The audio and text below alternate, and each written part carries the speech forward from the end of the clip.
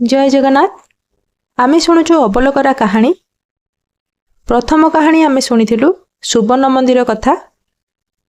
आज शुणिबा द्वितीय कहानी। कहानीर शीर्षक हेउछि कपत ओ बिराड़ी कथा। खाई पी सई उठी गोसाई अबलकरा दुहे पुणी तीर्थ बाटरे आगेइले।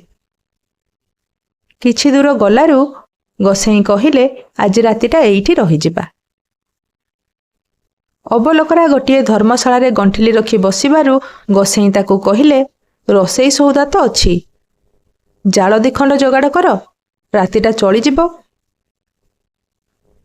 अबलकरा निकटरे थिबा गोटे जंगलिया जगारु काठ दिखंड धरी आसिला। हेले तार ताटी परी मुहटा बाटी परी होई जाइछि। ता मुहकु चाही गोसाई पचारिले, कौन हैला कि रे? अबलकरा जाल दुई खंड को दुम करी फपाड़ी देई गुम होई बसी पड़िला। गोसाई कहिले, अरे कौन हैला कह। अबलकरा कहिला, हैला डिंब आउ सिंब।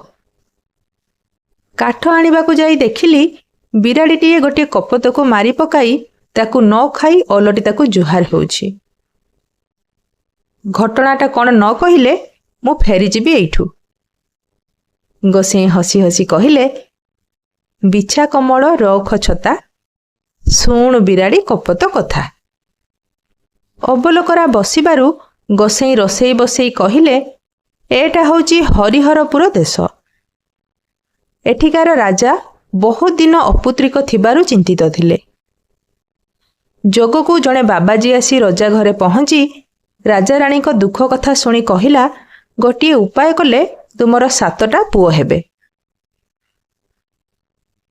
हेले मोर कथा मानिले तो? राजा रानी बाबाजी को मिनती करी कहिले, आमे धर्म को साक्षी करी सत्य करूछु, निश्चय तम कथा मानिबु।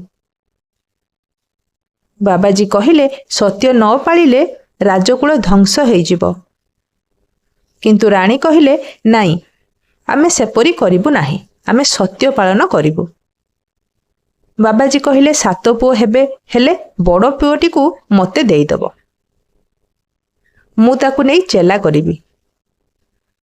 राजा रानी विचार कली कहिले, आदु न हेबा ठारू भल 7टी पुओ तो हेउछंती, गोटे पुओ देइतेले क्षतिबा कोन। एहा विचारी दुहे कहिले, हौ दबा। सेइठू बाबाजी आश्रम को आसी चेरमूल रे किछि तुरुबुटी करी रानी को खाइबा को देबारु रानी गर्भवती हेले। समय हेबारु पुओटीए जन्म हला। ता हातरे शंख चक्र चिन्ह देखि पंडित माने कहिले, ए सुलक्षण पुओटी राज चक्रवर्ती हेबो। किछि दिन परे परे सतकु सत 7टी पुओ आउ गोटे झियो हेले। राजा रानी पुओ झियो पाई बाबाजी कथा पूरा पूरी भूली गले। समय बुझी बाबाजी आसी कहिले, राजा सत्यपाली बड़ पुओ को मते छाड़ी दियो। पुओ छाड़ीदेवा कथा शुणी राजांकर हलक सुखीगला। रानी मध्य मूर्छा हो गले। रानी को चेता कराइबार कलाहर रे आसी बड़ पुओ प्रताप चंद्र पूर्व घटना सबु शुणिला। सबु शुणी मनरे साहस करी कहिला, बापा मो पई दुख करूछ काहेकि? सत्य करिछ जेतेबेले पालिबाकू तो निहाती पड़िबो, न पालिले कूलमूल पुणी बुड़ीजिबो जे। आमचंद्र पिता सत्य पालिबाकू 14 वर्ष पुणी वनवास जाइथिले कि नाही? तमे न छाड़िले भी मु तुम सत्य रखिबाकू चली जिबी। मो भाग्य रे जहा लेखा अछि सेया ही घटिबो बापा। देखु नाहंती जगतर अंधार लागी जे सूर्य चंद्र चलंती तांकू राहु केमिति ग्रासी दउछि। बहु बुद्धिमान और समाजर हितकारी कवि पंडित मानकू दरिद्रता केमिति घाटुछि। सेहीपरि मो भाग्य रे जहा थिबो सेया ही हबो। जहा भाग्य रे जहा थाए ताकू सेया ही भोगिबाकू पड़े बापा। मो मतरे एगुरिक विधिर विधान, याकू खंडी हेबो नाही। कपाल लिखन पुन प्रायति, तेणु मो कपाल रे जहा अछि मु भोगिबी। ବାପା ମାଙ୍କୁ ପ୍ରଣାମ କରି ତାଙ୍କର ପାଦ ଧୂଳି ନେଇ ବଡ଼ ପୁଅ ବାବାଜୀଙ୍କ ସାଙ୍ଗରେ ଚାଲିଲା। ବାବାଜୀ ତାକୁ ଆଶ୍ରମକୁ ନେଇ ପଢ଼ାଇଲେ ଓ ଆଶ୍ରମର ଧନ ଭଣ୍ଡାର ରଖିବାର ଭାର ତା ଉପରେ ଦେଲେ। ହେଲେ ଠାକୁର ଘର ଚାବି ଦେଲେ ନାହିଁ। କାରଣ ଅପାଳକ ଜ୍ଞାନୀ ଟୋକା କୋଉଠୁ କ'ଣ କରିଥଇବ, ସେଇଥିପାଇଁ ମନ୍ଦିର ଚାବିଟି ବାବାଜୀ ନିଜ ପାଖରେ ରଖିଥାନ୍ତି।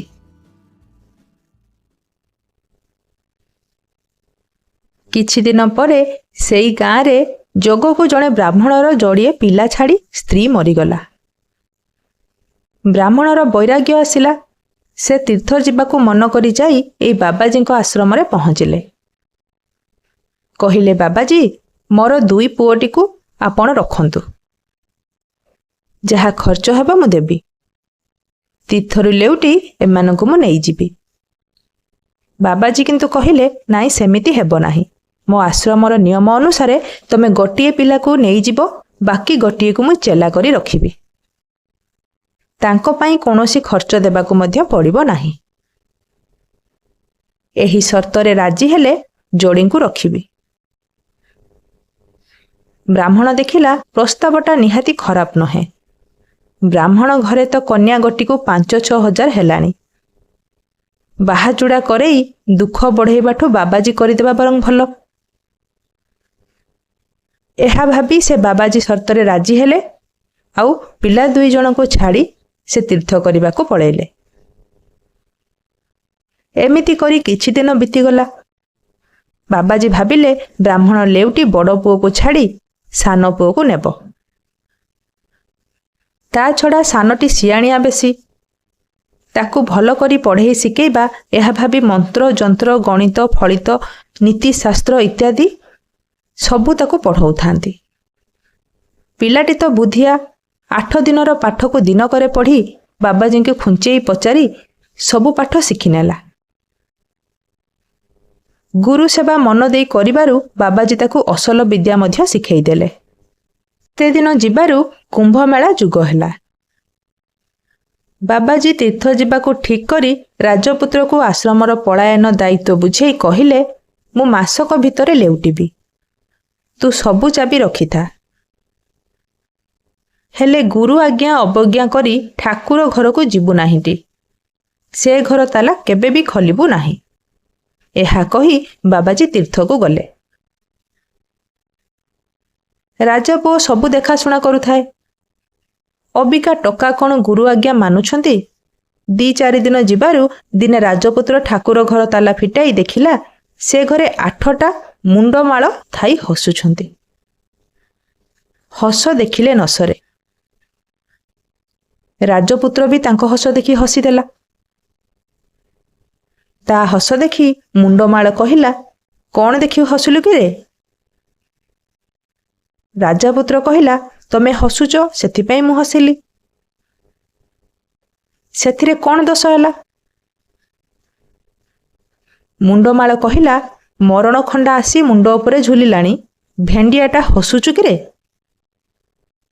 ଆରେ ତୋରି ପରି ଆମେ ବି ଜଣେ ଜଣେ ଏଠିକାର ମାଲିକ ଥିଲୁ। ଶେଷରେ ଆମର ଏ ଦଶା। ଆଉ 8 ଦିନେ ତୁ ବି ଆସି ଏମିତି ହୋଇ ଆମ ସାଙ୍ଗ ହୋଇ ରହିବୁ। ଇଏ ପଚାରିଲା, କାହିଁକି ଭାଇ? ମୁଣ୍ଡମାଳ କହିଲା, ବାବାଜୀ ତ ତାନ୍ତ୍ରିକ, ନରବଳି ଦେଇ 10ମ ବିଦ୍ୟା ସାଧୁଛି। ଆମେ ତ 8ଟି ହୋଇଛୁ। ଏଥର ତୀର୍ଥରୁ ଫେରିଲେ ତୁ ଆଉ ସେ ବ୍ରାହ୍ମଣ ପିଲାକୁ ଏଇଠି ବଳି ଦେଲେ ବାବାଜୀର 10ଟି ବଳି ପୂରିଯିବ। ସେଇଠୁ ତାର ସିଦ୍ଧି ହେବ। ମୁଣ୍ଡମାଳର କଥା ଶୁଣି ରାଜପୁତ୍ରର ହଲକ ଶୁଖିଗଲା। ସେ ପଚାରିଲା, ଭାଇ, ଏଥିରୁ କେମିତି ବର୍ତ୍ତିବି କହିଲ? ସେ ଯେଉଁ ବ୍ରାହ୍ମଣ ପିଲା ଯୋଡ଼ିଙ୍କୁ ଏଠି ଛାଡ଼ି ଦେଇ ଯାଇଥିଲା, ସେ ତୀର୍ଥ ସାରି ଫେରିଛି। ତାକୁ କହିବୁ ସେ ବଡ଼ ପିଲାଟିକି ନ ମାଗି ସାନ ପୁଅକୁ ମାଗି ନେବ। ତାହେଲେ ସବୁ କାମ ହାସଲ ହେବ। ସେଇଠୁ ରାଜପୁତ୍ର ଯାଇ ଦେଖିଲା ବ୍ରାହ୍ମଣ ସତରେ ବାହୁଡୁଛି। ତାକୁ କହିଲା, ରଥ ଆପଣେ, ବାବାଜୀ ତୀର୍ଥକୁ ଯାଇଛନ୍ତି। ଆସିଲେ ଆପଣ ତ ପୁଅକୁ ମାଗିଯିବେ। ଗଲେ ବଡ଼ ପୁଅକୁ କଦାପି ମାଗିବେ ନାହିଁ। ସାନ ପୁଅକୁ ମାଗି ଆଣିବେ, ତାରି ପାଇଁ ଆପଣ ଧନ ଜନ ଗପଲକ୍ଷ୍ମୀ ସବୁ ପାଇବେ। ବ୍ରାହ୍ମଣ ହଉ କହିବାରୁ ରାଜପୁତ୍ର ଫେରିଆସିଲା। ମର୍ମ କଥା ବଳାବଳ କର୍ମର ଦୂଷଣ, ଏହାର ସନ୍ଧାନ ଜାଣେ ଆପଣାର ଜନ। ବନ ଜାତି ଚିହ୍ନି ବନ ପଡ଼ୋଇ ଯେପରି, ଆପଣାର ଜନଶତ୍ରୁ ମଜାଏ ସେପରି। ରାଜପୁତ୍ର ଯେମିତି ଭେଦସୂତ୍ର ବତେଇ ଦେଲା, ବ୍ରାହ୍ମଣ ଖବର ନେଉଥାଏ ବାବାଜୀ କେବେ ଆସିବେ। 8 ଦିନ ପରେ ବାବାଜୀ ଆସି ବ୍ରାହ୍ମଣ ପିଲାଙ୍କଠାରୁ ଶୁଣିଲେ ପିଲା ନେବାକୁ ଆସି ବ୍ରାହ୍ମଣ 2 ଥର ଫେରିଲାଣି। ସେଇଠୁ ସେ ନାନା ରତ୍ନ ଅଳଙ୍କାର ଦେଇ ବ୍ରାହ୍ମଣର ବଡ଼ ପିଲାଟିକୁ ସଜାଇ ରଖିଲେ। ଭାବିଲେ ସବୁ ବାପର ବଡ଼ ପୁଅଠାରୁ ବେଶୀ ଆଶା ଥାଏ, ପୁଣି ଅଳଙ୍କାର ଥିଲେ ଆହୁରି ଲୋଭ କରି ବ୍ରାହ୍ମଣ ଏଇଟାକୁ ହିଁ ନେଇଯିବ। ବଡ଼ ପୁଅଟା ତ ଲଫଙ୍ଗା ମୂର୍ଖ, କିଛି ପାଠ ପଢ଼ିନି, ଧନ ପାଇଁ ମନ ମଟରେ ବୁଲୁଥାଏ। ବେଳ ବୁଝି ବ୍ରାହ୍ମଣ ଆସି କହିଲା, ବାବାଜୀ ଏଥର ମୋର ପୁଅ ଦିଅନ୍ତୁ। ବାବାଜୀ ପୁଅ ଯୋଡ଼ାଙ୍କୁ କହିଲେ, ଯାହାକୁ ଇଚ୍ଛା ନେଇଯାଆନ୍ତୁ। ସେଇଠୁ ରଥ ଆପଣେ ସାନ ପୁଅକୁ ଧରି ଚାଲିଲେ। ବଡ଼ଟା ବଲ ବଲ କରି ଚାହିଁଥାଏ। ବାବାଜୀ ମୁଣ୍ଡ କୁଣ୍ଡେଇ ଭାବୁଥାନ୍ତି, ସର୍ବନାଶ କରିଗଲା ରେ। କଥାରେ ଅଛି, ଲମ୍ପଟ ସନ୍ନ୍ୟାସୀ କପଟି ଯୋଗୀ, ଦାରି ପୁତ୍ରବତୀ ବୈଦ ରୋଗୀ। ଲାଜୁଆ ବ୍ରାହ୍ମଣ କାସୁଆ ଚୋର, ଏ 6 ଜଣର ବୁଡ଼ୋଇ ଘର। କପଟି ଯୋଗୀ ଦେଖିଲା ବ୍ରାହ୍ମଣ ତ ସର୍ବନାଶ କରିଗଲା। କଳେ ବଳେ କୌଶଳେ ନହିଲେ ଗୋଡ଼ ତଳେ ପଡ଼ି ଯେମିତି ପାରେ ସେ ଟଙ୍କାକୁ ଫେରେଇ ଆଣିବି। ଏହା ଭାବି ସେ କାଉ ହୋଇ ବାପ ପୁଅଙ୍କ ପିଛା ଧରି ଚାଲିଲା। କିଛି ବାଟ ଯିବାରୁ ପୁଅ ବାପାଙ୍କୁ କହିଲା, ବାପା ତୀର୍ଥ କରି ତ ଧନ ସବୁ ସାରିଥିବ, ଘରେ କିଛି ନଥିବ, ଆମେ ଚଳିବା କେମିତି? ଏଇଠି କୁକୁଡ଼ା ଲଢ଼େଇ ହେଉଛି, ମୁଁ ତାନ୍ତ୍ରିକ ବଳରେ ଗୋଟିଏ କୁକୁଡ଼ା ହୋଇଯାଉଛି। ତମେ ମୋତେ ବାନ୍ଧି ନେଇ ଲଢ଼େଇରେ ଛାଡ଼ିଦିଅ, ମାତ୍ର ଡୋରିଟି କାହାକୁ ଦେବ ନାହିଁ। ଶେଷରେ ମୋତେ 1000 ଟଙ୍କାକୁ ବିକି ଦେଇ ଡୋରି ନେଇ ଆସିବ। 3 ଦିନ ପରେ ସେ ଡୋରିଟି ଧରି ମୋ ନାଁ ଧରିଲେ ମୁଁ ମଣିଷ ପୁଣି ଆଉଥରେ ହେଇଯିବି। ବ୍ରାହ୍ମଣ କହିଲେ, ଆ ହଉ ଦେଖିବା ତୁ କେମିତି ପାଠ ଶିଖିଛୁ। ବ୍ରାହ୍ମଣ କଥା ଶୁଣି ପିଲାଟି ଗୋଟିଏ କୁକୁଡ଼ା ରୂପ ହୋଇଗଲା।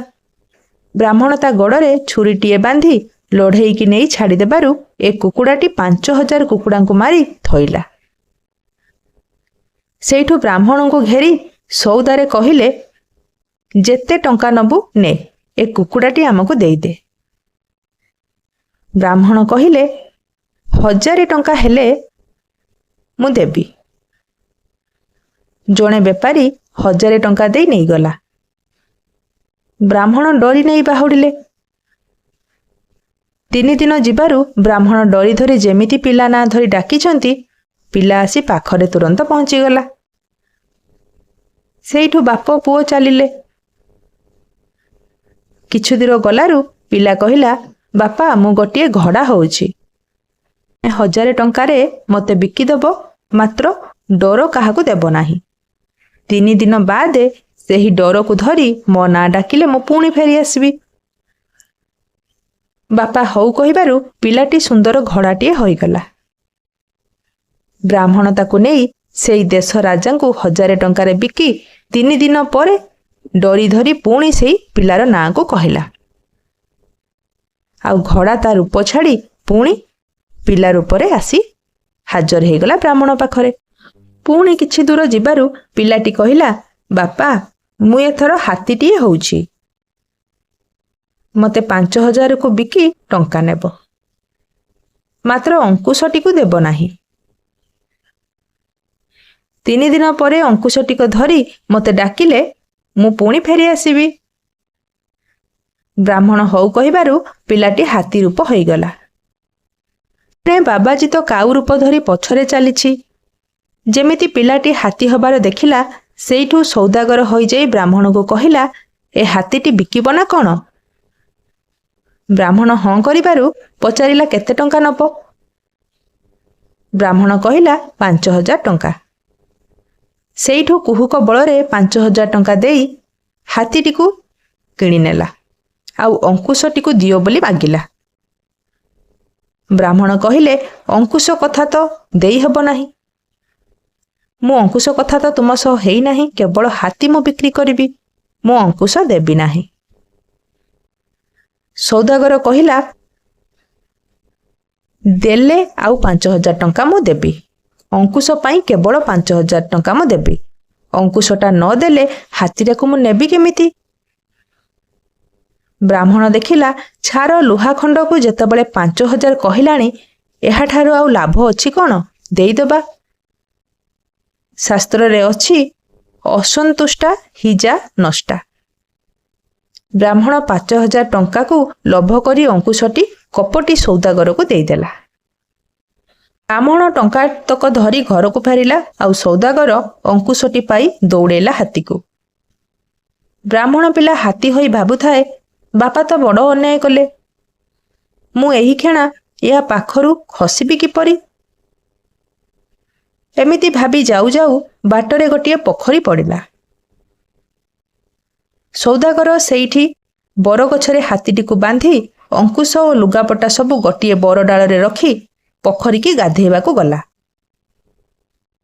ଏଣେ ହାତୀଟା ବରଗଛରେ ଘଷି ହୋଇ ହଲାଇବାରୁ ଅଙ୍କୁଶଟା ଖସି ପଡ଼ିଲା। ଅଙ୍କୁଶଟି ପାଇବାରୁ ପିଲା ହାତୀ ରୂପ ଛାଡ଼ି ଗୋଟିଏ ବେଙ୍ଗ ରୂପ ହୋଇ ଦୌଡ଼ିଲା ପୋଖରୀକୁ। ହାତୀ ନ ଦେଖି ବାବାଜୀ ବୁଝିପାରି ଗୋଟିଏ ସାପ ହୋଇ ବେଙ୍ଗ ପଛରେ ଦୌଡ଼ିଲା। ପିଲା ବେଙ୍ଗ ରୂପ ଛାଡ଼ି ମାଛ ହୋଇଗଲା। ବାବାଜୀ ପୁଣି ମାଛ ରୂପ ଛାଡ଼ି ହୋଇଗଲା ବଗଟିଏ। ଏଇବେଳେ ଗୋଟିଏ ସ୍ତ୍ରୀ ଲୋକ ଗାଧେଇବାକୁ ଆସିବାରୁ ପିଲାଟି ମାଛ ରୂପ ଛାଡ଼ି ଗୋଟିଏ ସରିଷ ମାଳାଟିଏ ହୋଇଗଲା। ତରୁଣୀଟି ସରିଷ ମାଳଟି ଦେଖି ଛାଣି ଆଣି ବେକରେ ପିନ୍ଧି ତାକୁ ଘରକୁ ପଳେଇ ଆସିଲା। ଏହା ଦେଖି ବାବାଜୀ ନିଜ ରୂପ ଧରି ଯାଇ ତା ଘରେ ଲଗେଇଲା, ମା, ସରିଷ ମାଳଟି ତମ ବୋହୂ ଚୋରେଇ ଆଣିଛି, ସେଇଟି ମୋର, ମୋତେ ଫେରେଇ ଦିଅ। ଏହା ଶୁଣି ବୋହୂଟିର ଶ୍ୱଶୁର ତାଙ୍କ ଘରକୁ ଯାଇ ବୋହୂକୁ ଗାଳି ଗୁଲଜ କରିବାରୁ ବୋହୂଟି ଝରକା ବାଟେ ମାଳାଟିକୁ ରାସ୍ତାକୁ ଫୋପାଡ଼ି ଦେଲା। ମାଳିଟି ମାଟିରେ ପଡ଼ି ଭିଜୁଛି। ବାବାଜୀ କପତ ରୂପ ଧରି ସରିଷ ଖୁଣ୍ଟିଏ ଖାଇଲା ଭଳି ମାଳଟିକୁ ଧରି ଉଡ଼ିଗଲା। ଅପତ ସିନା ସରିଷକୁ ଖୁଣ୍ଟୁଥିଲା, କିନ୍ତୁ ପ୍ରାଣ ଥିବା ସରିଷ ଅଲଗା ଜାଗାରେ ରହିଥିଲା। ତ ସାଙ୍ଗେ ସାଙ୍ଗ ପ୍ରାଣ ଥିବା ସରିଷ ଗୋଟେ ବିରାଡ଼ି ରୂପ ଧାରଣ କଲା। ବିରାଡ଼ି ରୂପ ଧାରଣ କରି କପୋତକୁ ସେ ମାଡ଼ି ବସି ମାରିଦେଲା। ଯେତେ ହେଲେ ବି କପୋତ ରୂପୀ ବାବାଜୀ ବିରାଡ଼ି ରୂପୀ ପିଲାର ଗୁରୁ ତ, ସେଇଥିପାଇଁ ସେ ତାକୁ ନ ଖାଇ ଜୁହାର ହୋଇ ମାଟିରେ ପୋତିଦେଲା। ବୁଝିଲୁଟି ଅବଲକରା, ଏ ଗପଟି ମୋ ଦଦେଇ ମୋତେ କହିଛି ପିଲାଦିନେ। ଅବିକା ତୁ ଦେଖିଲୁ ତ କପଟି ଜଗି କେମିତି ମଲା। ଲକ୍ଷଣବନ୍ତ ରାଜପୁଅ ରାଜା ହେବ। କାଲି ସେଇଠି ଗଣ୍ଡାଏ ରୀତିମତ ଭଜନ କରି ଆମେ ତୀର୍ଥକୁ ଯିବା। ଏତିକିରେ ଆମ ଦ୍ୱିତୀୟ କାହାଣୀ ସରିଲା।